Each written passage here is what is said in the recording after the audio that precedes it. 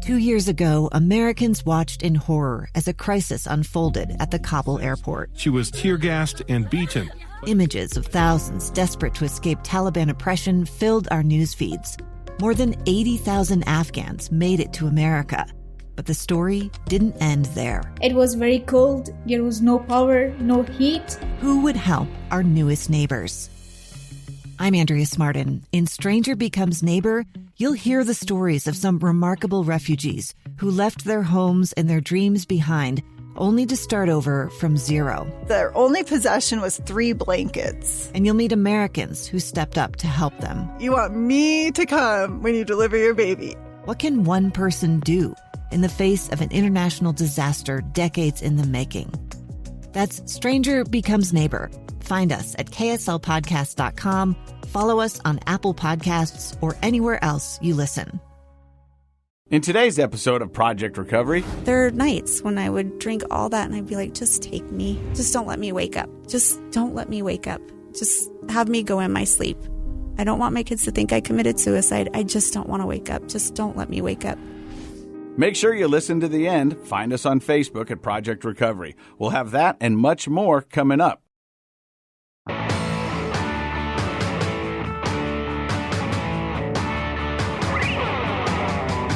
Hey, welcome to Project Recovery, a podcast about addiction. More importantly, it's about recovery, and it's brought to you by our friends at knowyourscript.org.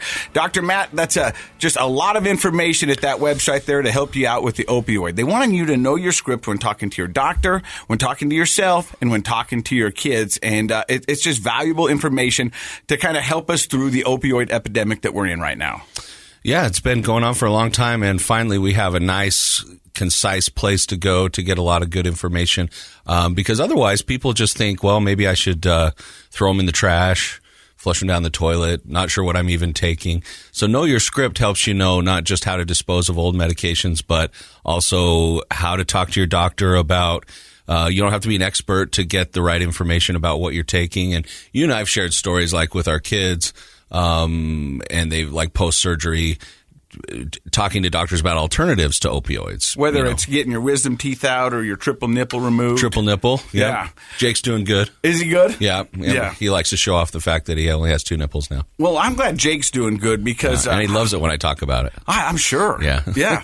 We should get him a birthday cake with the triple nipple on it. Oh, that's a good idea. His birthday's coming up. I wonder if you have to go to somewhere like Dr. John's for that. You would know more than I don't know anything about that. I wouldn't. Hey, but you know what? 2021 is upon us, and I'm thinking to myself, stuff was supposed to get better. And well, it's just a new year, but things have gotten a little crazier as of this last week. It's like 2021 told 2020 to hold my beer. Yeah, exactly. You had crazy stuff going. I think things are going to gently mellow out. We need to kind of have a political transition to where things can just kind of relax and everybody can kind of go back to normal. But yeah, yesterday with people storming the Capitol, that was nonsense. Yeah. But we're used to nonsense this year, so we can handle it. Right? Well, I had kind of an interesting start to 2021. Yeah? So January 2nd, I'm getting ready to go to a DJ job. I'm going to go DJ a wedding. Oh, yeah, right. I remember. And so I'm getting ready to go there. My brother calls in Audubon, calls me and says, hey, can you swing by and pick up my kids? Because I was going to go borrow some speakers from him. So I go, okay. And I take a ride. And next thing I know, I find myself on this road that I don't normally travel. I'm talking to my brother. My car thing's going off that I have to blow into it or it's going to, shut the car off. Uh-oh. And so there's a lot of things going. And then I look in the rearview mirror. Red and blue lights. Really? I'm getting pulled over. Is this the first time you've been pulled over since the accident? Oh, since the accident. Since the accident. This is my first interaction with police officers since the accident. No, I mean, the ones that I went and saw every day for a year to blow twice a day. Oh, yeah. But so all of a sudden, he walks up to the car. I roll the window down. My thing's still blowing. I just hang up with my older brother. He's like, hey, why are you speeding? I go, I didn't know I was speeding. I'm so sorry. I said, hey, but if I don't blow in this, it's going to keep going off. And so the cop looks at me. He knows what it is. He goes, go ahead and blow. Yeah. So I push the button. I count 8 seconds down, which seems like an eternity. Yeah. I blow into it. And then it takes about probably 15 seconds to register the 000. Okay. That's a long 15 seconds, oh, right? Man. I'm looking at the thing. I'm looking at the cop. He's looking at the thing. He's looking at me. And, it just seems like forever. And all of a sudden it pops up 0000.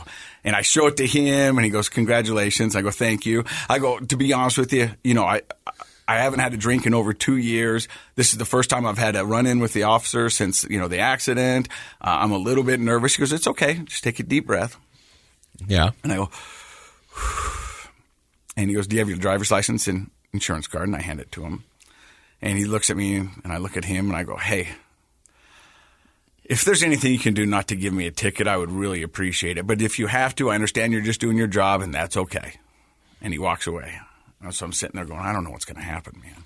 Because I don't want a ticket, you know what I mean? I'm already paying really high insurance because, you know, right. And this is the first time. He comes back, gives me my license, and he goes, it's a warning on your speed. You're doing good. Have a great day. Oh, nice. Okay, good. So I went, cool, man. Good. And it was kind of a good feeling. It was kind of a good feeling because in the past, if I'd gotten talking to a cop, there was a good chance that I had alcohol in my breath. Right. And I could have been in trouble, whatever it is. Have you out walking the line or something? Yeah. And so, but it was a great feeling. Positive interaction with the officers. Yeah. And he was nice and I was nice and I understand that they're doing their job. And even if I got a ticket, I'd have been okay with it because I was speeding. I mean, if you were speeding, you were speeding. But I think I love it when a police officer can look at the context of everything that's going on and make kind of a rational decision as opposed to just a rigid decision, which is you were speeding, you get a ticket.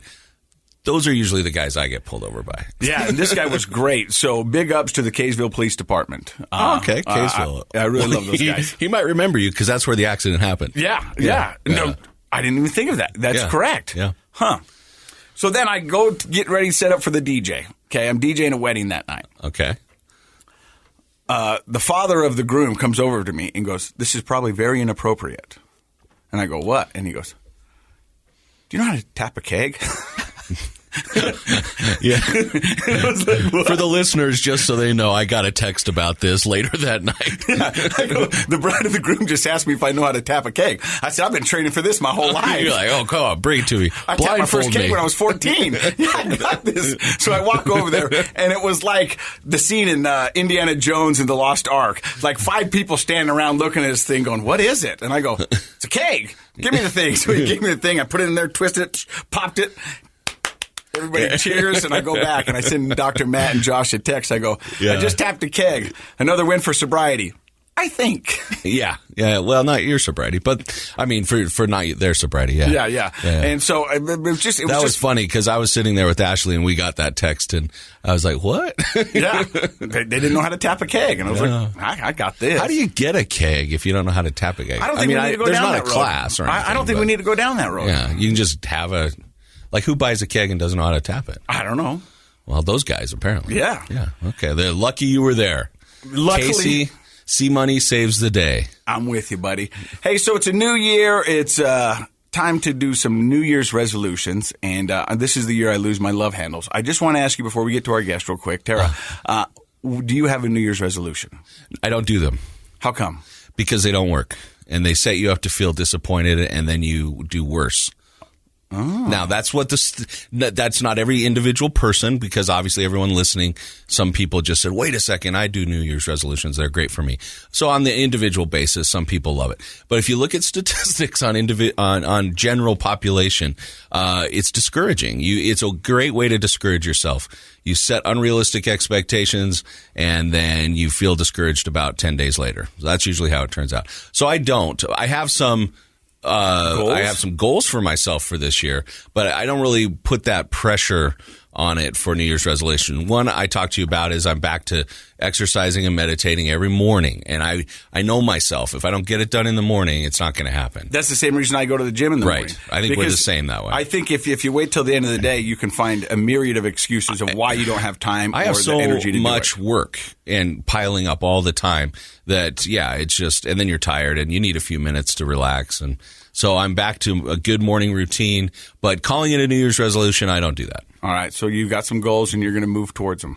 Right. I know it sounds like the same thing, but it's not. It's really by changing how you think about it, you can make a mistake and keep going. New Year's resolutions sort of set up this all or nothing policy that people have with their goals, and they're usually kind of set out of peer pressure, like you just did to me. What's your New Year's resolution? Okay. So that's what people do. And then it pressures you into thinking like, oh, shoot, I better have a New Year's resolution. I'm about to blow your mind. Okay, bring it. I think some people think the same way about sobriety. Yeah. Oh, yeah. You know what I mean? Where they go, the ultimate goal is to get sober. It really is. But there's so many people who go so far in their sobriety, and then all of a sudden they relapse and they go, well, I'm done. And they don't get back on that horse. Right. And so I think the goal is sobriety. And however you get there needs to be the journey and figure it out for yourself. But there's so many people that I remember when I would be drinking or I'd talk to my wife, I go, I'm never going to do that again. Now, looking back on hindsight, I know that I was just lying. That was just a way to end the conversation with her. It was because I was not doing anything different to make sure that those things didn't happen again. Right. I think knowing you also, it was probably sort of what you wanted inside. So you're lying to yourself. Like, you're like, that's what I want to have happen. And I think that's what happens with New Year's resolutions. We're like, oh, I want to lose 25 pounds, or, I want to change a particular behavior. And so we appease ourselves in the moment, but then there's no real plan. Like you said, nothing different happens. And so the maladaptive behavior comes back around. All right, well, we're going to take a break real quick. You're listening to Project Recovery. When we come back, we're going to introduce you to our guest today, who's also a high school friend of Dr. Matt. I know. I'm so excited. Tara Rees. We'll find out more about that in just a few seconds. 2 years ago, Americans watched in horror as a crisis unfolded at the Kabul airport. There's desperation and anguish. More than 80,000 Afghans have since arrived in America, but this story is still unfolding. I'm Andrea Smartin. In my new podcast, Stranger Becomes Neighbor, we'll find out what happens to these new arrivals in our communities. Who would help our newest neighbors? Follow us at kslpodcast.com, Apple Podcasts, or anywhere else you listen. Hey, welcome back to Project Recovery. Dr. Matt, this is Tara Rees. How are you? I'm good. Thank you. So you went to high school with Dr. Matt. I did. Your first impression of Dr. Matt when you met him in high school? He was really cute. Oh, okay, really I'll take cute. that. I saw a picture of you guys in your high school. I know. I brought in right before I came in today to the studio, I found senior pictures of Tara and I and put them side by side. And I think she's way cuter than I am. I agree. Picture. Yeah. Yeah, She's a cutie. Here. Still a cutie. But you sent me a text earlier this week and said a high school friend of mine reached out and would like to come on the podcast and share her story. And I said, well, that's what this whole podcast is about. So, Tara, what first made you want to reach out to Dr. Matt to come on the podcast? So I've been listening to the podcast for probably the last month every morning. So I personally do an AA meeting first thing in the morning. And then as I'm driving to work, I'll listen to the podcast, just the old podcasts. And some of the guests on there, I thought, we're all different, but we all have the same story. That's exactly. At the final end. At the end, we're all there. Yeah, I mean, there's so many similarities in all our stories, but there's just enough of difference that it makes it unique.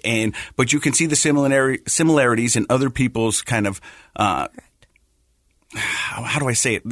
Through their downs and their ups that you go, okay, that happened to me. It wasn't exactly like that, but I know how they're feeling. Yes. And as I was listening to the stories, I thought, maybe there's somebody out there that I can relate to, that hears my story and is like, I didn't have to go to prison by the grace of God. I didn't have to go to jail. I didn't get DUIs, but I was at a low and I was hurting internally. And I'm your regular person. If you saw me on the street, not that we look different, but I think when I even told some of my friends that I had quit drinking, and at the time I had 30 days sober, they were super surprised because they didn't know, because I was a closet drinker. So they had no idea that I was battling this addiction. Okay, but I had battled it before. I went through recovery, had a strong program, and then I relapsed 12 years ago. Well, we're going to get to that in just a second. First off, let's find out how the story of Tara begins. Okay. So I grew up with a single mom, and I had a sister. I have a sister. I shouldn't say that. I have a sister, and she did the very best she could. I mean, I always say you do the best you can with what you know, and when you know better, you do better. And so my mom struggled, 2 young girls working full time. She made the most of what she could. But in that time, unfortunately, young kids, when they're passed to babysitter, sometimes molestation happens. And unfortunately, that happened to me at the age of 5. So kindergarten until my mom married my stepdad. So probably, I'm going to say 2 years. So I'm not going to give exact time frames because it's all a little cloudy still to this day. I understand. So I went through that molestation thing, and I just kind of felt a little off. Like I knew it was off, but I didn't know if it was me, if I was projecting something. Even at that young age, I kept thinking there's something wrong with me. So, which happens, just so you know, just to kind of normalize that for you, that's pretty much the experience of every child, because kids the term is egocentric, meaning when you're a child, you see the world first from your point of view and then outward. And so when things are good or bad, it usually stems back to the origin is your own self. And so when kids go through abuse and molestation and those sorts of experiences, an adult obviously has a different perspective, and we can know that the child was not at fault, of course. But when you're the child, you feel like, maybe this was something about me is the reason that this happened. So that's a heavy burden to carry, and most kids carry it through childhood, adolescence, and even through adulthood sometimes. Yeah, so my mom remarried, and my dad was military, so we moved to I believe we went to Florida, and it was great in Florida. Then we went to Las Vegas, and things were not as great there. So as I mentioned, I thought it was me. I was projecting, or something about me was attracting these individuals, I guess. So it was a friend of my father. I spent the night over there, and he had molested me. So this was just like an ongoing thing. So from the time I was 5 until we actually moved back to Morgan in 7th grade, I had a history of men molesting me. I guess I hate that word, but taking advantage of me. And I really just thought it was me.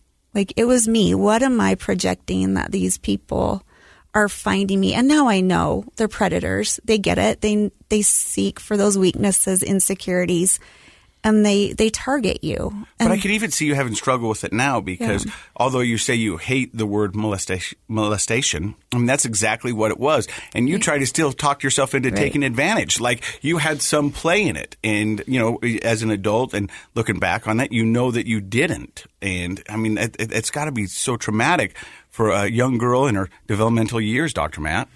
Yeah, that's one of the horrible things about abuse and molestation in childhood and adolescence is beyond the fact that kids struggle with knowing what their role was or wasn't in it, feeling a lot of self-blame, or at least wondering what's wrong with me, people feel broken or different.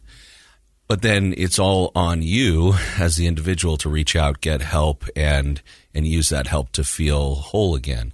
And so it's sort of this double whammy of feeling odd and different and worried about who you are. But then also it's left to you to be the only person who can really, with help of others, hopefully make yourself feel whole again. And that's a tough road, and takes a lot of toll on a person's self-esteem. Like you said, during developmental times, that's when we develop our self-confidence and develop our personality, and so when that's mixed in there, it's a tough it's tough to know what you should own and what you shouldn't. So from about age 5 to 13. Yeah, I'm going to say 13. And in the meantime, we had moved to Alaska as well. So, and while we were in Alaska, my sister was diagnosed with cancer. So there was 3 of us at the time. She was diagnosed with cancer, and we actually got to move back to Utah to take advantage of primary children's. So that was a blessing to be able to come back and be with my grandparents, who we had a really strong bond with. So we moved back to Utah, and I started school at good old Morgan Middle School.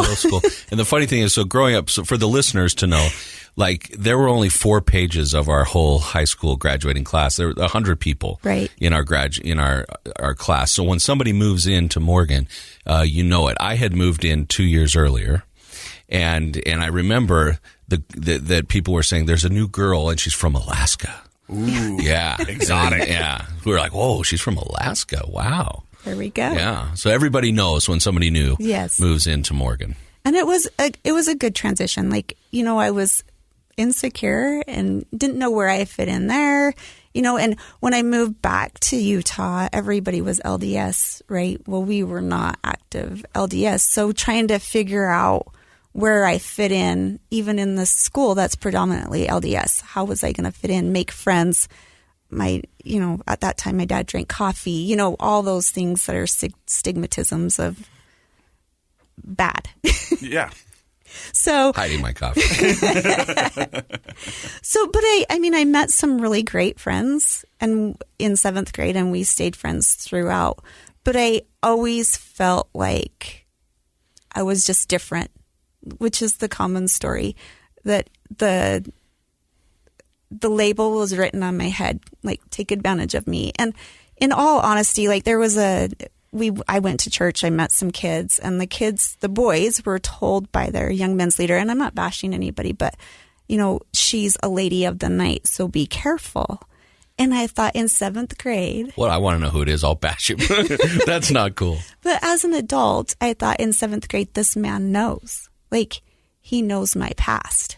And he's telling all my friends that they need to be careful and they need to not be part of my life because I'm going to lead these boys astray. Mm-hmm. And it took me years to figure out that was detrimental. Like that again was another label that an adult had put on me. And I thought, oh my gosh, I'm branded for life. Scarlet A. Yes, absolutely. 100%. So, I kind of went through and I did the church thing and I was okay and we did all right. And in between that time, my sister had passed away and that was hard. That was traumatic. And we had a good friend of ours pass away while we were in school and that was hard and traumatic. And then I started just not eating. I became anorexic at a very young age. I knew I could control that. So just to kind of give you an idea, I didn't want alcohol and I didn't want drugs because I had grown up around alcohol and I knew I didn't want that in my life. So the anorexia gave me that control I needed to feel good about me. If I'm this big, then I'm going to be okay. If I can control what I'm putting in my mouth, I'm all right. Is it the fact that this is out of your crazy life that's going on, this is the only thing you have control over? Yes, 100%. Because everything, my mom was pregnant at the time that my sister passed away. I mean, we just had a lot of moving parts going on. Mm-hmm. We were moving, we were building a house, like all kinds of things. And is there and maybe this is naive, is there a euphoric high that comes from anorexia? I mean, for me, yes. Like that's it's control. You can't tell me what I need to put in my mouth. You can try and force me, but it's not going to go in and I'll eat when I'm ready to eat. Mm. And then just the image, like I just felt like I was skinny and I was, not even pretty because I didn't feel that way back then. I didn't feel like I was just your average geeky girl. Like I was backwards, to be honest. I always wore a coat. And I think it was a comfort thing. I didn't ever want to let my coat go. I always wore a coat. I always wore big baggy clothes. Like I wasn't a skin tight person. I just didn't want that attention. But you put so much effort into staying skinny. Yeah. Well, I think, Tara, you bring up that's the common story for most people there are lots of types of different eating disorders, but anorexia certainly is the disorder of control. And when a person lacks control in other areas of their life, then controlling their own body is something that they can guarantee they can do. And so you're right. I think that makes a person feel sort of calm and grounded in a way, like this is something that's mine and I can control it. And most people, it's interesting, people who are anorexic are often, they do cover up a lot. They don't really want other people necessarily to see, but they feel good about losing weight and losing more weight, and they become sort of obsessed with calories and food and what they're going to eat. And then to your question, there's not just an emotional euphoria, but there can be sort of a physiological euphoria at times because your body's suffering and you're losing weight, and there's feelings of, dizziness that can come from that, which over time can be sort of an addiction.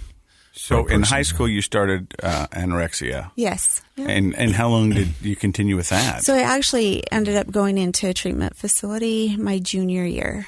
I went to an inpatient program, Benchmark, years ago. It was in Bountiful. I went there and spent 30 days there. And I actually did pretty good. Like, I was able to process and work through a lot of my past issues, and I did okay. Like, I felt really good when I left there. And I haven't, like with anything, it always creeps back, right?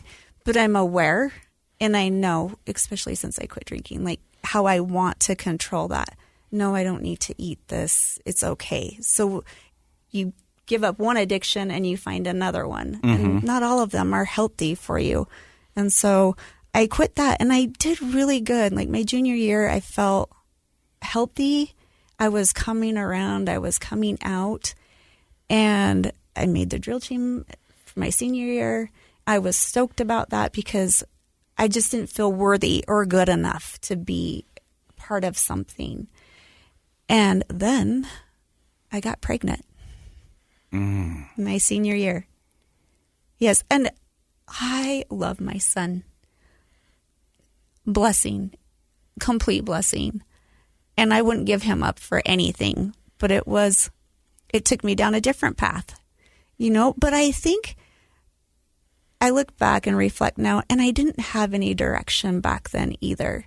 Like when my friends were in school and they were filling out college applications and they were doing that, I didn't have that. I didn't know where I wanted to go or what I wanted to do. And I wasn't a great student. So, because I never went to school because I was sick all the time because of my anorexia, it's like that snowball effect. So, I got pregnant with my son, and then, I was okay. I was confused, and I was hurt, and I was sad, and I got, his dad was a little wilder because, you want the wild ones because then you can the bad boy. Them. Yeah. And who doesn't want that? Right?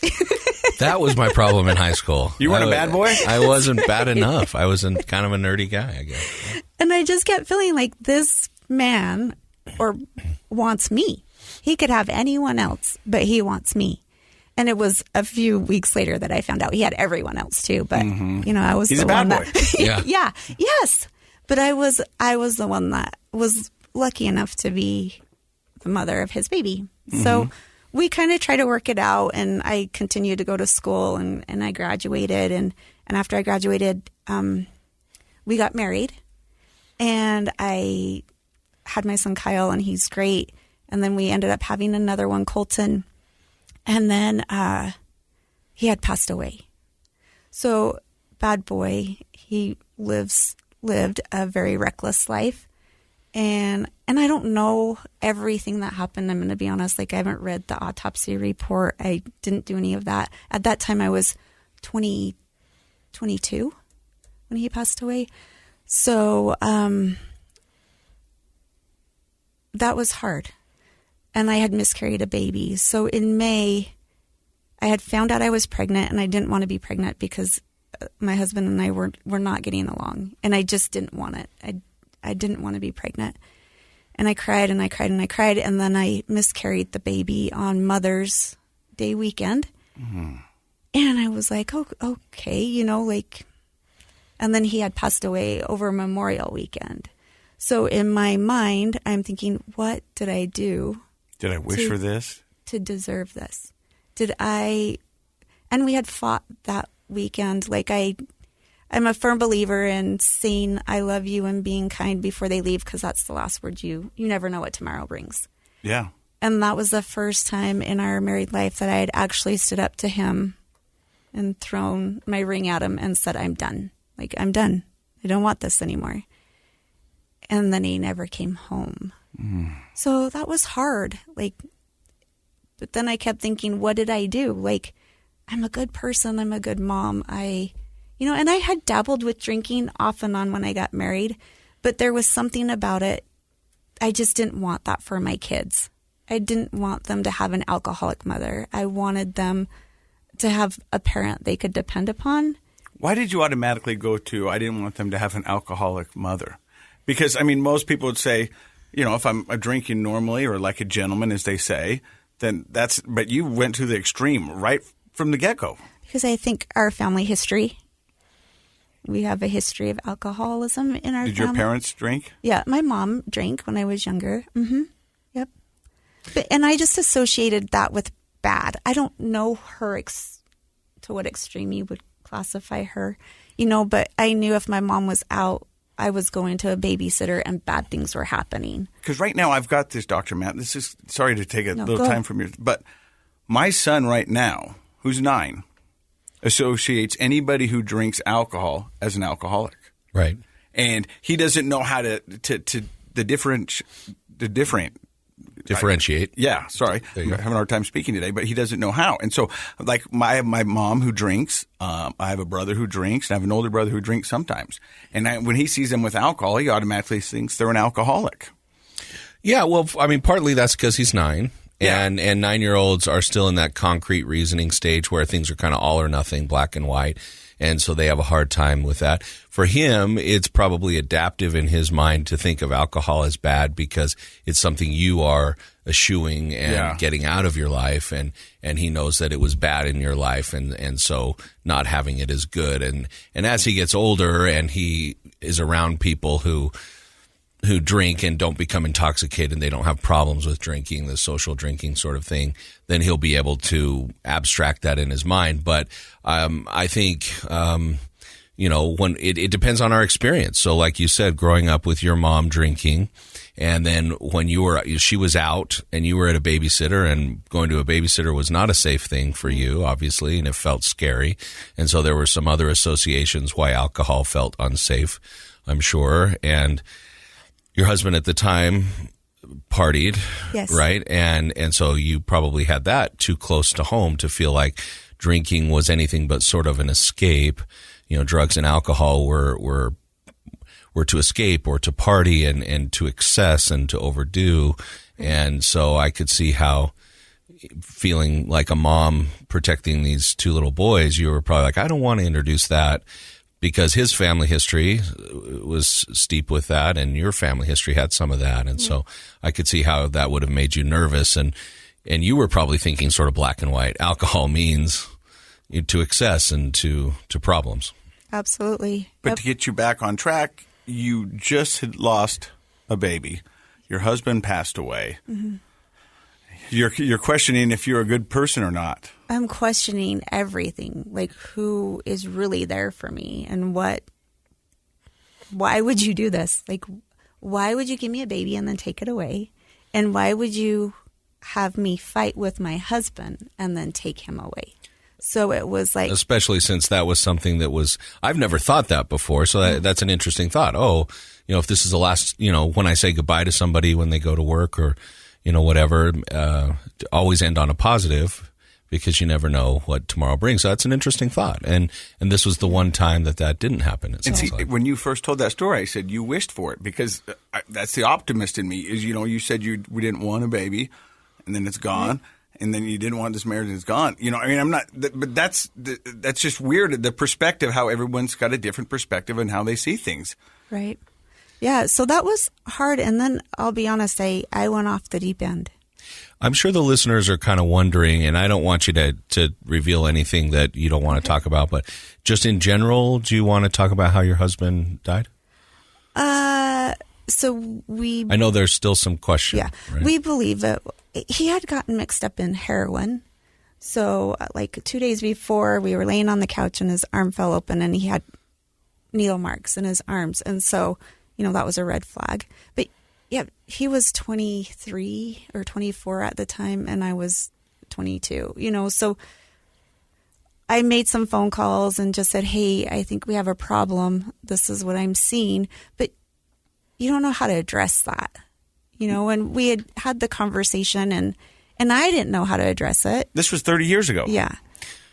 And it was the norm. Like in the group my husband at the time was running with, it was the norm. Like that's just what they did. And that's what you expected from them.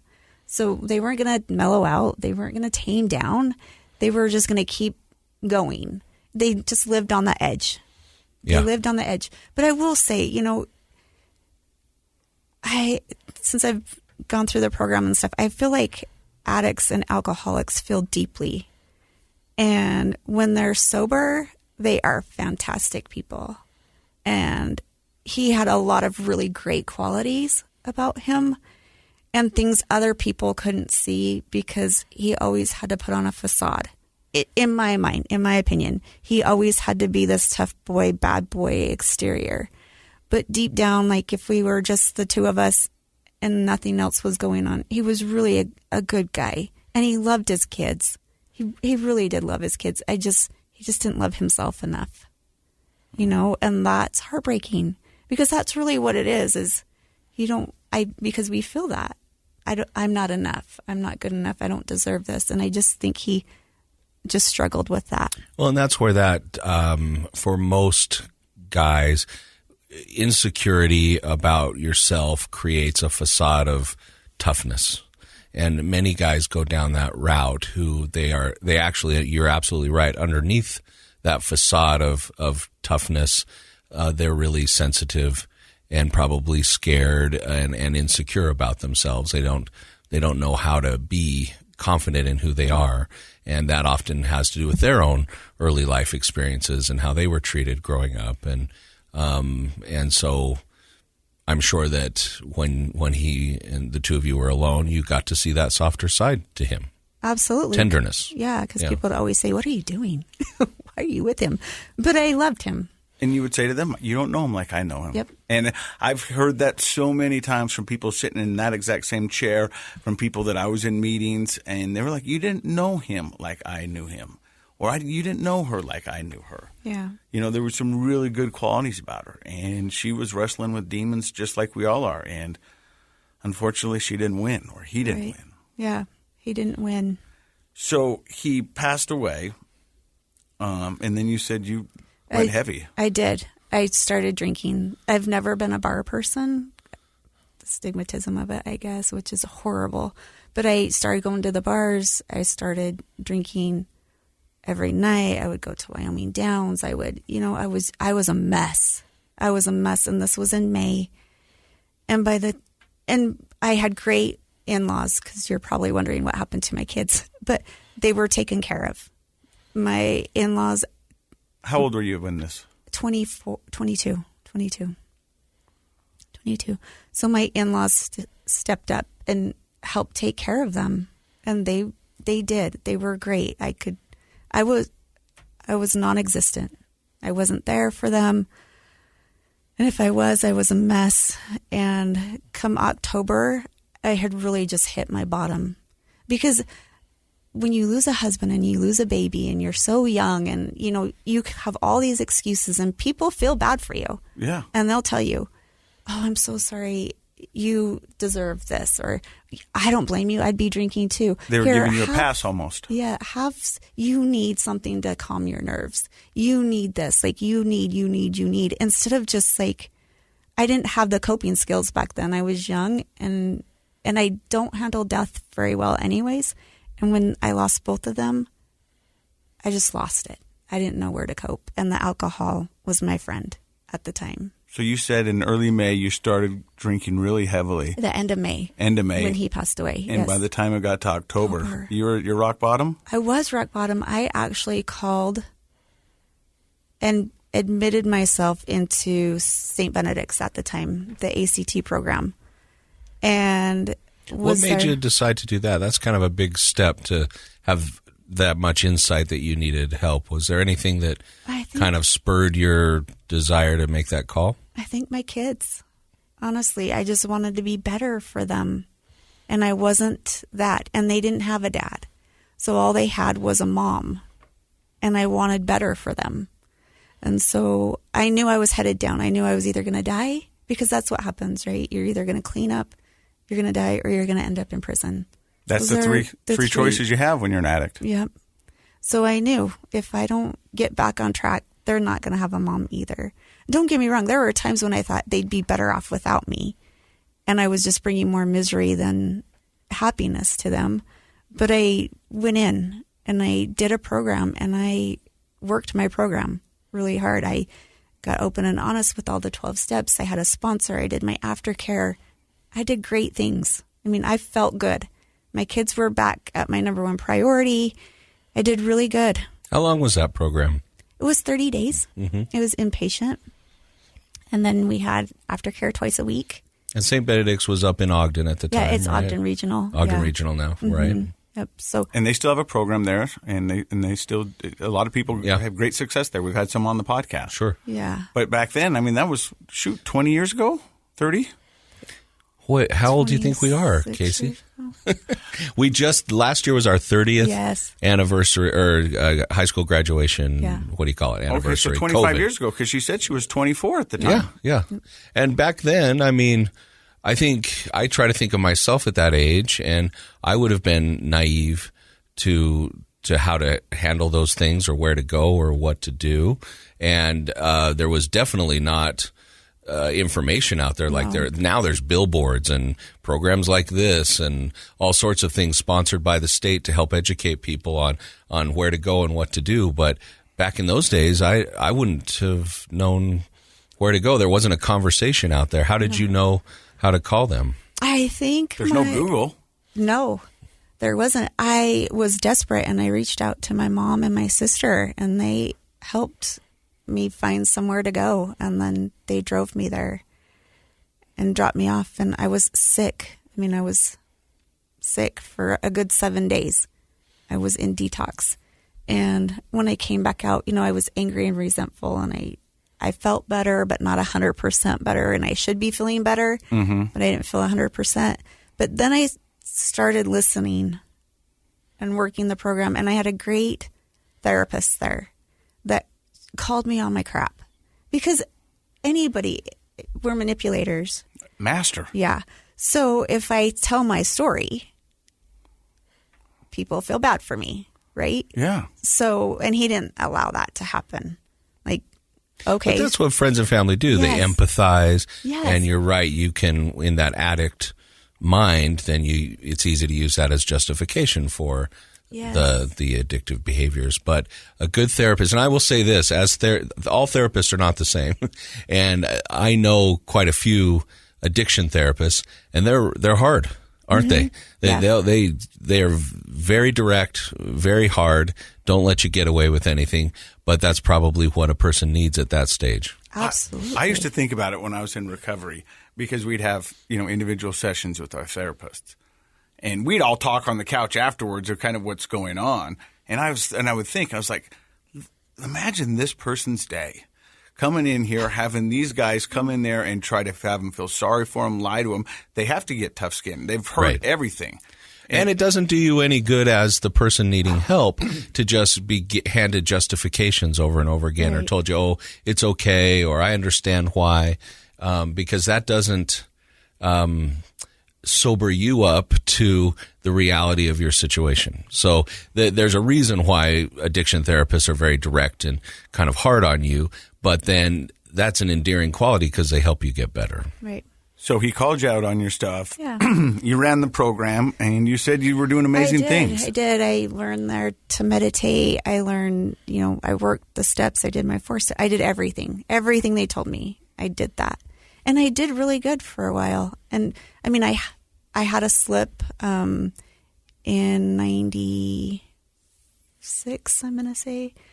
I went out and with some friends, and I drank, and, after we got back, they said to me, Tara, maybe this just really isn't for you. And I said, you're right. It's not for me. Because that one drop, we've heard it over and over again, but it really does do something to you. Like, 1 is never enough, and 10's never enough. So 1 is too many, and 1,000's not enough. Yeah. Yeah. it's crazy. And people often ask me, can you explain it? And I said, I just can't. I can't explain it. But it's like the minute I take that first drink and I feel that, it's just like a relaxation, then it's all over. I just want more. I just want more. I just want to feel better. So after that little relapse, did you get right back on? I did. I got right back on. And then in between time, like I'd moved out of my house in Morgan and I had built a home in Roy. So me and my 2 boys moved to Roy. And I had met an individual, well, my second husband. It's okay. We'll just call him individual. All 3 of us are divorced in this room. We understand. We play a game real quick. Raise your hand if you've been divorced. Hey, there we go. 100%. So I met him, and he was a return missionary. So he was an older return missionary who was in recovery as well. And he wanted to date me, right? And I thought, oh my gosh, who wants to date a single mom who's been to recovery, who's an alcoholic, who had a husband who passed away at a young age, and has 2 young boys? This is heaven. This man wants me. This return missionary has picked me. As you can see a thing here. Yeah. He's picked me. It made you feel special and Yes. and flattering and all of that. Yeah. Yes. So we did marry, and we had 2 kids. I have 2 more boys, so I have 4 children altogether. I have 3 boys and 1 girl, and they're all fantastic. I love them all. They're great kids. Actually, I told Matt I needed to talk to my kids before I came on just to make sure it would be okay, because this is their story too. Yeah, and they were cool with it? Yeah. Yeah. I have 3 boys and 1 girl, and I always tell them I have 3 fantastic kids too. And then I let them try to figure out which one they're not. Yeah. I have my youngest son thinking that there was another one of them, but he didn't listen to Dad, so we don't know where he is anymore. We call him Roy. Just ask your brother Roy. I don't have a brother Roy, Dad. You used to. You used to. That's funny. He didn't listen. Yeah, that's probably, I'll put that in our book of bad dad choices. Yeah. So, but how did your kids feel about it when you talk? What are their ages now? So 30, 27, 22, and 19. Okay. So all old enough to, Yes. give adult opinions about Yes. something like this. And what were their opinions? They were super supportive, and my second one, Colton, actually said to me, Mom, I want to hear your story in your words. I want to hear what happened, because I think as parents, we try to shelter them from knowing what we're dealing with inside. And I never wanted to burden my kids with my issues. Like, they're my issues. I don't want to talk about my past. I don't badmouth ex-husbands. I don't, because they're a part of them too. And Sure. I firmly believe that. Like, with each marriage, I've gained and learned something that's invaluable. So I try to focus on that part instead of the negative Which is a part. wonderful thing for your kids. Yeah. Because too often people, when they're struggling, turn to their kids for support, but that's not really possible. The child feels confused and conflicted, and their loyalty issues, and they can't really provide what the parent needs. So even though it's harder when we're having our hard times as parents to insulate our kids from some of that, let them have their own experience with the other parent, and you reach out other places for help. Right. So it takes a certain level of maturity to be able to do that. But also, there's a selfish reason we don't tell our kids. I mean, just to be honest, we can sit there and say we don't want to burden them with our problems, but we're embarrassed. I mean, I know I was for, Sure. I mean, I was like, I'm supposed to be taking care of you, and I can't take care of myself. And that's embarrassing, and I don't know what I'm doing. And right. And you don't want to give them excuses to do some of the things that we might have done when we were kids and things like that. There was a lot of embarrassment with my kids, that I couldn't figure this out, that I couldn't do this. And I'm supposed to be the one you look up to. I'm supposed to be raising you. Yeah. And I'm not doing a great job of it. And I'm embarrassed. And I am sad. Well, to your credit, Casey, you've done a good job, I think, on that with your kids, because I know your kids and they're doing really well. But we also have to take into account their developmental age. And I think, Tara, your kids are just kind of at the point where they could have an adult opinion. And that's probably why your son was like, hey, I think I'm ready. I don't know if he said it that way, but he's probably like, I'm ready. I want to hear what your experience was like, because he can now process it as an adult and have a little bit of separation as he listens to your story. So, Right. yeah. Yeah, so I married my second husband, and like I said, he was a return missionary, and we had 2 kids, and it was always just kind of rocky. Like we had separated right after we got married for like 30 days, and then I was pregnant. So he came back, and we tried to make it work, and then we had another baby. And you said he was in recovery as well. Yes. Had he done recovery prior to his mission? Yes. Okay, so that's why he was a little bit older. He was an older missionary, yeah. So when he came back, he was 27, I believe. Yeah, and so back in those days, Mormon guys went on their mission at 19. Yes. But he was obviously struggling with some addiction and went through a program, so he did that later. Yes. Okay. Yep. So he came home, and we started dating, and we got married. I don't even know when I met him. That's horrible, but I met him. We got married in September, and we had 2 kids, and we lived in Roy, and then we decided that we would make the move to Morgan. So we sold our house in Roy, and we were going to build our home in Morgan. And we moved in with my dad because we didn't have anywhere to go, and my dad didn't live there. So we lived with him, and it was okay. But I could slowly see him declining, and I wasn't sure what was going on. So then, long story short, we ended up separating for a year because he had some problems and he needed to get help. And I told him, I can't have you here in my home with our children. You need to leave and take care of you. And when you're ready, then you can come back. But I need to know you've enrolled in a treatment program. I need to know that you've done all these things before I allow you back in.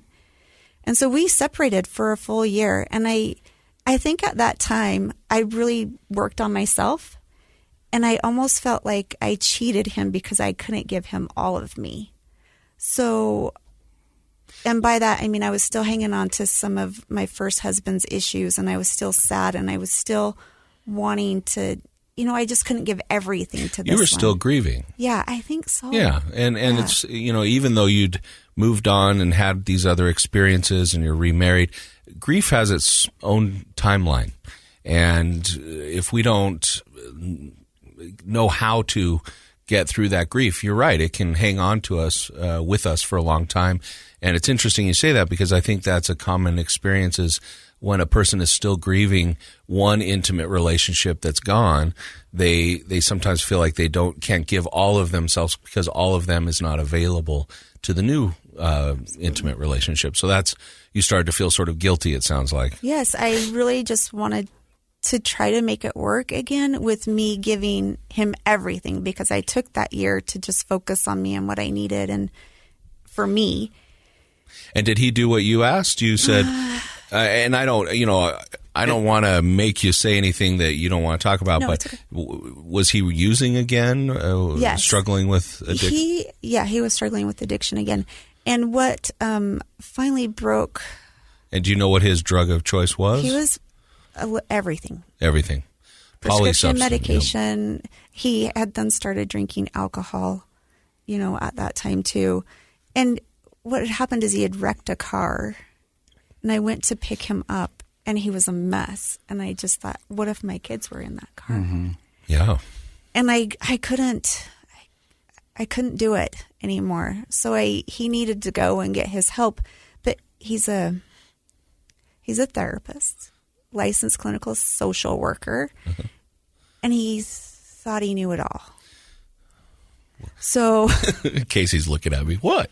But I mean, that's common, just yes, so you know. yeah. And actually, there are AA programs just for healthcare providers, doctors, nurses, psychologists, social workers, because it's sort of a unique issue when you're supposed to be the person who has the answers. If you're supposed to be the person that has the knowledge to guide somebody in progress in their life through whether it's substance abuse or recovering mental health issues or whatever it is, and you find yourself with a problem, you don't want to tell anybody, right? You don't want to go to an AA group and raise your hand and somebody's like, hey, that was my therapist over there, and he's now coming here.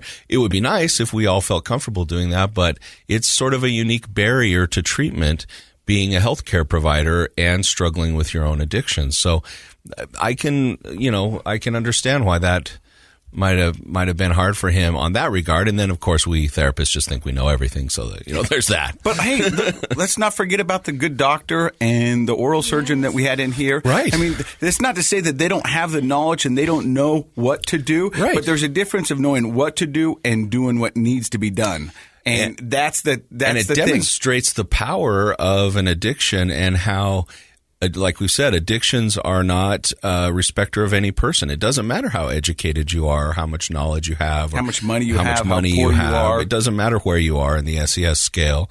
We're all potentially at risk for developing addictions. And you're right. We've had some of these medical professionals in talking about, even though they knew all the right things to do and not do, it still got them. We had a doctor that was scoring heroin downtown and then going up and giving lectures up at the university. Right. I know. That's how powerful this disease is. Yeah. So you're saying you had your husband take a year off. Yeah, we took a year off. And during that time you worked on yourself and you realized you weren't giving yourself fully to him. Right. And so we had met and decided to try to make it work again. So we moved back in whole year later in November. And by December, January, I was done. It didn't work. It wasn't working. Was he still struggling with his addiction? Yes. And, he has some other mental issues. Like his story's not mine to tell, but he had some other things he was dealing with as well. But, it wasn't working for us anymore. And sometimes it just doesn't work. No. And he, had got a job and he was doing okay. But I took that whole year off and never once did I notice anyone looking at me, nor did I look at anyone. So when he came back and we were trying to make it work, and I said to him, we really have a problem because I'm now starting to notice people look at me and I'm starting to look at them. Tell me in what context you mean that. So romantically? I mean like, oh, he's good looking. Like attraction. Attraction. Okay. Yeah. Like where I never put off that vibe because I worried about vibes, right? So I never put off that availability vibe or, even through that whole year, I was just like, no, I'm married. Like, no, like you're weird. No, right. Yeah. No. So, but once I did that and I could see it wasn't going anywhere, then it was like everything. And we were married in the temple. Like we were married in the temple. We did all that. We were that picture family. Mm-hmm. But behind closed doors, it wasn't what everyone could see. So I told him that and I tried to get him out and he wouldn't leave and he wouldn't leave and he wouldn't leave. And then I started talking to someone and I'm sober and I'm still going to church at this time, Kay. I started talking to another individual, and it wasn't romantic. It was a friend. But how does everything start? Friends. Yeah. So he understood me, and I understood him, and he was a great support system. So my ex-husband now, at the time, found out and kind of went crazy. Like, spray painted my house, beat the crap out of me. He was arrested. Like we went through all of that. Wow. One of my sons left with him. It was a mess. My older kids came home. I ended up in the emergency room. My older kids came home and said, "Don't come home. Just don't come home." It's like, "No, I'm going home." The funny thing we were coming back from the hospital and it was like 1:00 in the morning and a friend of mine drove me there. And I was like, wow, Morgan County's hopping today. There's somebody picked up. Like, they just had our incident. Now they have somebody picked up. And it was him. So he had come back to spray paint my house. And so he had attacked you and put you in the hospital and then came back to... Not in the hospital, but I had to go get... taken care of. Yeah, just some treatment, yeah. And then he came back to... So I was two... That is a lot for Morgan in one night, but unfortunately they were both about your family. Yes. So I went home and, we did okay. I got a protective order. I did all of that. And it was hell. I'm going to be honest. He really did put me through hell. But his feelings were hurt and he was betrayed. And I think you act out. I'm making excuses for him. But well, that's what happened. It's not what has to happen, right? And so it doesn't justify the behavior. But all too often, a husband or a wife who's feels jealousy and rage and they feel spurned, they'll sort of lose their sense of groundedness and do things that hopefully are not to their normal character. But yeah, that's often how it goes. It doesn't have to be that way. And so many people have felt those jealousy, rage feelings and not acted on them, which is good. But in this case, unfortunately, it sounds like it got the best of him. Yeah. So we kind of went through that for a little bit. Protective order, it's not supposed to have no contact order, things of that nature. And in the meantime, he had taken the money out of my checking account, so I couldn't make a house payment. I was getting behind on my mortgages, and I was doing all this, but I was trying to stay strong for my kids. And I got sick. And I was like, you know what really works when you're sick? A hot toddy. So I'm going to call my friend and ask him to bring me some Crown Royal or whatever it was, because he'll have it and he'll bring it to me and I'll have a hot toddy. And I just drank it. I didn't mix it. I didn't anything. Didn't make a hot toddy. No, you just I did drank not. the liquor. I just drank Crown the from the liquor. bottle. Yep, I just drank it. And I questioned myself at that time, and I quit again because, then you're a drunken idiot. And I hadn't drank for 12 years. And so now that was 12 years at that time. And then all of a sudden, I'm right back there. So I stopped, and then I ended up losing my house. I ended up having to admit a son to the psych ward because he wanted to kill himself. Is that related to the conflict in the family, do you think? Yes, it was. Mm-hmm. And I was just done. I was done. So then I started drinking. But what I told myself is I'm older now. So I didn't have the coping skills when I was in my 20s. I didn't know how to deal with all of this. I didn't know how to control my drinking. I didn't know how to do this and this and this. But now I'm in my 30s and I got this figured out. I can do this. We come up with a lot of justifications for our behavior, don't we? Yes. Yeah. Yes. So it started just every other weekend when I didn't have my kids, because I tried to be mindful of that, but every other weekend when I didn't have my kids. But there was so much going on in my house that my older two were getting in trouble. It was a mess. I wasn't keeping it together. I just wasn't keeping it together. And I didn't have anyone or anywhere to turn to. Because at the time, I was going to church and I was doing those things, but then I was doing things that were against my religion. So while I was in my early sobriety, I had that connection with my higher power, and I knew he was there for me no matter what. But then as I got in my sobriety and then I started going to church, I mixed my higher power with my religion. I mixed my love from my God with the love that I felt like my God and my religion wanted. Does that make sense? There's a difference between religious practice and spirituality. Right. And I think that so all too often people don't even really think about that. Somebody listening to this right now, that might be a new thought for them, that, religious practice and what's expected of us there. And in the LDS Church, of course, there's quite a bit that's expected of members to be active in the church versus just your own spiritual connection. And those can get mixed up for sure. Yeah, so I feel like I lost that spiritual connection, which is what turned me the other way. I didn't feel comfortable going to church anymore because I knew what I was doing didn't fit their teachings. And that was on me. Everybody's welcome to go to church, right? But that was the impression I had. I'm not welcome there because I'm doing A, B, C, D, E, F, G, when really that's not the truth. But I didn't feel like my God in church was listening to me because I had gone against all the covenants I had made. So I lost that connection with him. But now I know that he loves me. So, so I lost that spiritual connection, which I think is what led me to the drinking, because I couldn't draw on my Heavenly Father to help me through the day. now I drew to the beer to help me through the day. So now you're drinking every other weekend. You said at first.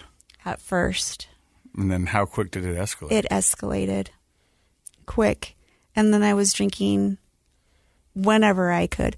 But it's one of those things where if I don't take the drink, then I'm not going to do it, right? I would tell myself, I'm not going to do it today, but I'll do it tomorrow. And then tomorrow would come, and then you just drink yourself into oblivion, right? So in your mind, you don't think you have a problem because you're not drinking every day. But I think what I missed was, Tara, when you drink, though, you lose all control. You have no control.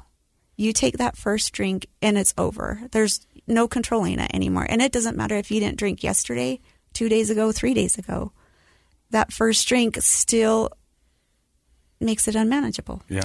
Well, we haven't talked about binge drinking for a while on the show, but I mean, that's essentially what you're talking about, right? Is that you could go for a period of time without drinking, but then once that first drink came, it was drinking until lights out. And that binge drinking is a pretty good indication that a person is an alcoholic, that they can't just, like Casey says, drink like a gentleman, have a glass of wine, and have that be the case. But it's, game on once that first drink starts. Only psychos do that.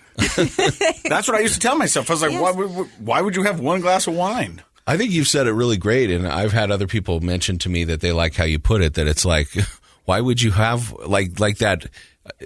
Why would I only have one? Yeah. Right? Like what's wrong with the rest of you people? If I'm thirsty, I'll get a Gatorade. I'm drinking to get drunk. Right. I like the way it feels. Yeah. And I mean, I would tell this all the time.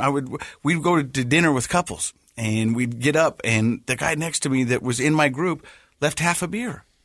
And I was like, what are you doing? What do you mean you're leaving half a beer? And my wife could see the look in my eyes. And we'd get to the door and say, I forgot to tip. And I'd run back and tip and then drink his drink because I couldn't walk away from alcohol. Yeah. I could not do that. Even someone else's alcohol. I was like, that is wasteful. It's true. Yeah. So you start drinking a lot. And then so then I get married. Again, I'm on my third marriage. But next one's free. There we go. Is that how that works? I don't know.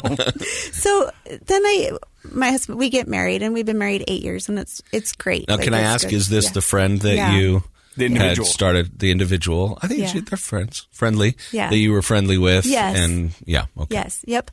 So we got married in 2012. So we had started talking in 2008, and then, the friendship developed, obviously, but, and then we got married in 2012. So at that time, I had both of my boys were out of high school. I just had 2 still at home, and he had 1 still at home. So it was good. It was good. And he treats me like a queen. He's good to me. He provides for me, all that stability that I haven't had for so long. He provides that for me. He's good to me, and he's good to my kids. So that's a good thing. But we got married, and then I didn't have to wait every other weekend anymore because he was there. So then I could drink whenever. So he drank. To. Yeah, but he could take it or leave it. Okay. Yeah. So he would have 1. We'd go out to dinner. He'd have 1, and I would be like 4. Mm-hmm. And he would say, "Why do you need 4? Like, we're getting ready to go." And when I met him, I had told him, I'm a recovering alcoholic, and, I don't drink. Is that going to be a problem? And in his defense, he never knew what alcoholism was. He thought it was a weakness. So in his mind, alcoholism really isn't existent. It's a weakness. And that's what a lot of people still think to this day. Yeah. And he's old. They're an older generation. So he's 12 years older than I am. And he finally, when it all started unraveling, he said to me, "Why can't you just stop? Why do you have to have more? Why can't you stop when you're here at the fun, giggling, laughing stage? Why do you have to keep going?" And that went in my mind. I was like, I can't explain it, but I can't stop. Well, he'd never had that experience. Like you said, if he could take it or leave it, he didn't know what it felt like. And a lot of people, thankfully, don't. Right. They can have a cocktail or a drink and they're fine. Yes. And And so he didn't understand it. And so kind of at first it was a little bit like, I would try to quit for a while, and then I'd start again, and then I'd quit for a while, and then I'd start again. And then what finally made me kind of at my breaking point, or the low point, was there were people around that were dying, that were committing suicide, that or overdosing, things of that nature. And my son called me and he's like, Mom, why? His friend had just passed away, and he's like, why do they do this? Like, what is going on? I don't understand it. And I said, Kyle, I get it. I get it, bud. And he's like, what are you saying? And I said, so comes a point in your life when you're drinking or using, you feel like the people around you would be so much better off, because who are you? What value are you giving? What are you doing for them? You're hurting them. You're not helping them. And that conversation I had with him, I was like, oh my gosh. There are nights when I would drink all that and I'd be like, just take me. Just don't let me wake up. Like, don't let it be an overdose. Just don't let me wake up. Just have me go in my sleep. I don't want my kids to think I committed suicide. I just don't want to wake up. Just don't let me wake up. And I started having those feelings more and more. And then something in me was like, you're all they have. You're all they have. My older two don't have their dad. My younger two's relationship with their dad is sketchy, and you're all they have. And I was like, okay, I'm all they have. But I didn't stop. I kept going because I was just like, oh, that was one. And then another one had hung herself, and I just thought, it doesn't go away, Tara. You're either going to kill yourself or you have to stop. You have to stop. And I got so sick that I can remember the last day. I don't remember the date. So my sobriety date is November 15th, 2018. I know it was in November. I know I quit drinking sometime in the top 2 weeks of November, but I can't remember what week or what day it was, because we had just went to Wyoming and purchased some alcohol, and I just drank it. I drank a lot of it. And the little shots that they have there. And I did that too. At family outings, I would go to the garage and shoot those little shots. And because nobody knew. They're this big, and our alcohol fridge is in the garage. So I would pretend I had to go to the garage to get something, to take a shot, to go back, to be present. Been there, done that. Yeah. And I think a lot of that was just, we had this now family unit, and I wanted my kids to be part of this, and they were gone now. So every time we had family gatherings, it was all my husband's family, and I'm grateful that they feel like they can come over and they're part of us, because really for a blended family, we're extremely blessed. We get along really well. We have our problems, but everybody does. But, I just wanted my kids to be part of that. And it was almost like I was missing a part of me when we were all together. I still felt alone. And I missed them. And they were off just doing young adult things? Yeah, because, Kyle, my oldest, is in the Navy.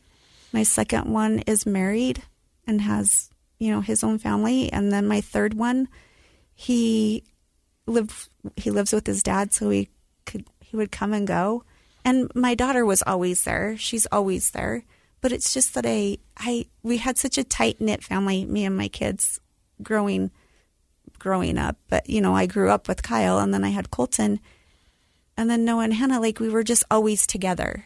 We were just... So you were really at kind of that relatively young age, because you got started early, having the empty nest syndrome, right? And that truly is a thing where parents, you don't realize how much of your own emotional stability is wrapped up in parenting and the relationships. And especially as the kids get older and they're a little less work and a lot more fun, you really enjoy that tight-knit feeling. But as they leave, that is a high-risk time for parents with depression and loneliness. And you weren't able to share that with the father of their of your kids. You had a new husband and a great relationship, but he wouldn't quite have that same empty nest feeling to share with you. And that can be very helpful when a couple kind of works through that together, because they're experiencing it at the same time. And he obviously would empathize, but those weren't his kids. So Right. that must have been a lonely time for you. It really was. And I didn't realize that. Like, I went to EMDR therapy to try to go back and figure out why that first drink, because she would always say, Tara, you always say when you took that first drink, it was like just that feeling of sense of release. Yeah. And just like, oh my gosh, okay, I can get through this. That initial drink was just that relaxation. Now I get that through meditation. But back then it was that like. Sure. And a lot of that becomes actually psychological. Your brain can start to do that. Casey, you've talked about this just in anticipation of the first drink, right? Your brain knows you're going to have that alcohol hit the system, and it starts to release endorphins that make you feel relaxed and kind of in a better mental state for a moment. For the first 3 months of my sobriety, if I heard someone opening a beer, I'd go, oh, my mouth would salivate, and I would be like, oh, that guy's about to have fun. Yeah. I mean, that was because those sounds become. I mean, it's Pavlov's dog, right? It's that association. Yeah, sure. Yeah. So now it's somewhere in early November 2018. Yeah. What does your rock bottom look like on this one? It was bad. I was sick. I was sick in my bathroom for 3 days. I didn't detox. But I was sick because I had alcohol poisoning. So I was in the bathroom for 3 days. Wow. And that's dangerous. That's scary. You just white knuckled it. I did. And I don't know, by the grace of God is all I can say that I made it through that, because I was sick. Like, I really did want to die because I was sick. But after that, I was like, actually, after that, there was a week and I was like, I'm just going to drink this wine cooler. Or it wasn't a wine cooler. I don't know. Bartles and James? White Claw. Well, that was the 80s when we had wine coolers. Yeah. Yeah, it was a White Claw. So I was like, I'm just going to drink it. But I cracked it open and I dumped it down because I was like, I don't want this. I don't want this. I really do. There's a better way. And I know there's a better way. There's people who say it on this podcast all the time, and they go, I was just sick and tired of being sick and tired. I was just... And that's how it is with me and alcohol now. Like, I mean, I've got 2 years and some change on sobriety, and people ask me, and I go, no, just because I can look at it now and go, I know nothing good is going to come from this. I just know that. And so to me, it's not even attractive anymore. Mm-hmm. I just go, oh, yeah, okay, cool. But I don't tell people who can't. My question is, your husband still drinking? No, he doesn't.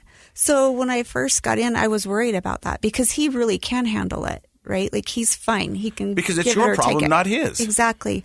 So I didn't know how I was going to handle that because I know I can't, but I know he can. So how do I live with someone who's able to have one and be done? And he quit. He quit when I quit. My dad quit when I quit. Did your husband do that? Like, did he verbalize, I'm supporting you in this? Yes. Or is there a conversation you had? So then he understood it because he had watched me. And that's what he said. I've never seen anyone with alcoholism before. I've never witnessed it before. And I witnessed it in you. And I needed to hear that from him because I thought I was weak. Thought you're broken. Yes. Why can everybody else figure this out and I can't? Yes. Same feelings that I had. And that's the thing is that I remember being in rehab and I go, alcoholic's a disease. And I go, I thought we just told people that so we could continue to drink. I didn't think that was a real thing. I mean, I really didn't. I thought, because I just thought this is what we do, those of us who can't handle our alcohol like everybody else. Yes. But then when you realize that after that first drink, you're no longer in control. You've said it so many times on this podcast that as soon as you took it, it was done. It was off to the races, or Wyoming Downs, if you will. Yes. And that's what it was. And so that's why they say one is too many and 1,000's not enough, because it's just, you cannot get it in you. And I've heard people say they're allergic to it, whatever you need to tell yourself. But I just know that alcohol in my body's not a good thing. And I'm not willing to tempt it. I'm not willing to go down that road. I'm so grateful for my sobriety. I'm grateful for my blessings and where I'm at today. And by the graces of God, I'm here and able to do this. And I think, your husband saw that and your trials, and you laying in the bathroom for 3 days, white knuckling, praying for death. Yes. That's crazy. You were praying for death. I really was. I didn't want to. I knew if I could make it through, I wouldn't do it again. But I don't think like that either. Like, it's today. It's today. I have today. I get through today. I don't do resolutions. I don't do those things because really it's day by day or, week by week. I can't, if I say to myself, I have to do this forever, I'm not going to do it. But I can wake up this morning and I can turn to my higher power and I say, just for today, get me through today. There's so much power in that. Whether it's a New Year's resolution or something more significant like staying sober, when we think of having to commit to something for our entire life, dun dun dun, that seems so ominous and overwhelming. Like, I'm going to go to the gym for the rest of my life. Like, that sounds like too much, and we may do it for a little while, but there's an emotional heaviness that kind of discourages most people from doing anything forever. But the difference is, and we've talked about this on the kind of cognitive psychology, thoughts, feelings, behaviors, how we think about things, our perspective influences how we feel, and how we're feeling directly affects our behavior, what we end up doing. And so if you can connect with your higher power, if you can ground yourself through meditation and say, you know what, I can picture today. I can't picture the rest of my life, but I can picture today, and I know that today I can visualize myself not drinking or going to the gym or meeting whatever goal I have for myself, then that leads to sort of a boost in emotion, kind of like, okay, so there's a little confidence there. And as soon as you feel that little confidence, you're much more likely to act in a confident manner and follow through. So there's a lot of power in being mindful, like we've talked a lot about on the show, and being grounded in the now and reestablishing that conversation. If you have to have that conversation with yourself every single day, then over time, that just becomes who you are. And so that, kudos to you for recognizing that staying, focusing on today is the best way to maintain, sobriety. It affects all of us. That's just how the human brain works. So I was at the golf course, and this guy, there's an old gentleman there and a younger guy. And he asked the older guy, so you want a cigarette? And the older guy goes, nah. And after he left, I got paired up with him. And I said, I didn't know you smoked. And he goes, oh, yeah, I'm a smoker. I said, when's the last time you had a cigarette? And he goes, 12 years ago. The older guy said that. Yeah. And so he still considers himself a smoker, but he hasn't had one for 12 years. And I said, why do you do that? And he goes, because exactly what you said, if I tell myself I can never do that again, that's what I'll fixate on it. So I still consider myself a smoker. I just haven't had one in 12 years. And I was like, that's pretty interesting. I like it. And so I think that's great. And right now you're working a 12-step program. Yep. I do work a 12-step program. I love the Zoom meetings. Like I said, I get on one at 6:30 in the morning, from 6:30 to 7:30 when I'm getting ready for work. That's what I do. That's how I start my day. And then, they don't have too many in-person meetings, but I am able to attend one in Evanston. They have one that's open. And actually got my 2-year chip there with them. So that was great, just to be amongst other people. Connect with people, with them, yeah. So, I do that. And then, it's great that I don't have to do it alone. Like, I can pick up the phone and I can call someone and they can say to me, play the tape out. Because there's been a couple times when I'm like, I can't do this. But then I play the tape out and I realize, and then when I don't drink, that what you just said about the sense of accomplishment, I just faced this, what I would think at the time, huge obstacle without drinking. I did that sober. I don't have to take a substance. I didn't have to put alcohol in my body. I did that sober. And now I find that like euphoric feeling by being like, I confronted them. I met this problem head on. I didn't divert. I didn't run. I didn't medicate. I met this on today head on. You won. Yeah, and today I won. There's a term for that. We call it a mastery experience. And when people say, well, where does self-esteem come from? Usually they're talking about their kids. They want their kids to have self-esteem. And it's not getting a lavender ribbon for participating. By the way, Morgan 4-H Club. But it's by having a mastery experience, by owning and recognizing and then owning your role in a successful outcome. So if at the end of your day you can say, that thing that tempted me, that obstacle, that thing I had to do, like you're saying, that tempted me to drink because I didn't think I could do it without a substance, but I did it without a substance. Bam, there's the mastery. You're like, I did that. Tara did that. You know, I don't need something to help me get through hard things. And that's where that self-confidence builds over time. And then the next day, you know, it's easier. It's not exponentially easier because we have harder days than others, but you have a lot to draw on if you've been doing that day by day. Dr. Matt, I want to ask you a question.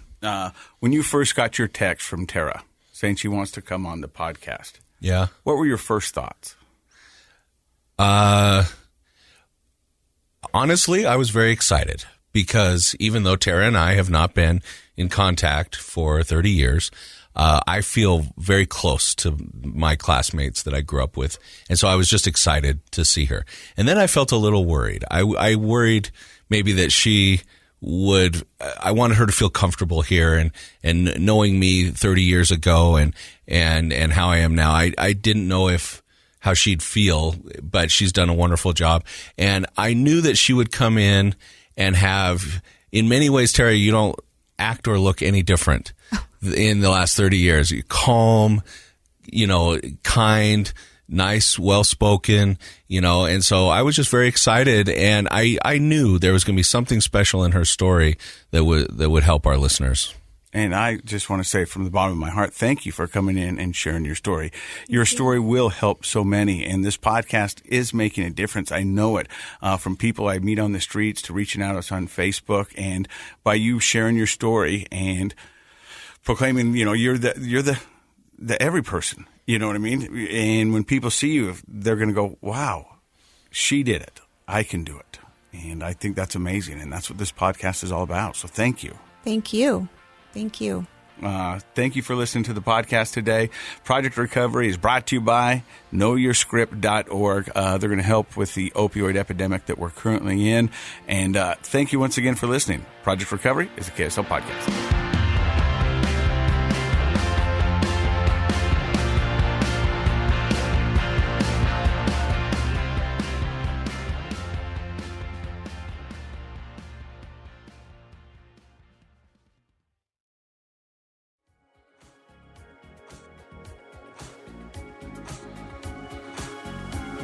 The contents of this program are for informational purposes only. The program is not intended to be a substitute for professional medical advice, diagnosis, or treatment. Always seek the advice of your physician, licensed therapist, or other qualified health provider with any questions you may have regarding a medical condition. Never disregard professional medical advice or delay in seeking it because of something you've heard on this program. KSL does not recommend or endorse any specific tests, physicians, products, procedures, opinions, or other information that may be mentioned on the program. Reliance on any information provided on the program is solely at your own risk. I'm Dave Cawley, investigative journalist and host of the podcast Cold. Don't miss Cold's new Season 3, where I look into the unsolved disappearance of Cherie Warren, a woman last seen leaving her job at a Salt Lake City office in 1985. Police cast suspicion on Cherie's estranged husband and boyfriend, but never made any arrests or recovered Cherie's remains. Find Cold Season 3, The Search for Cherie, anywhere you get your podcasts.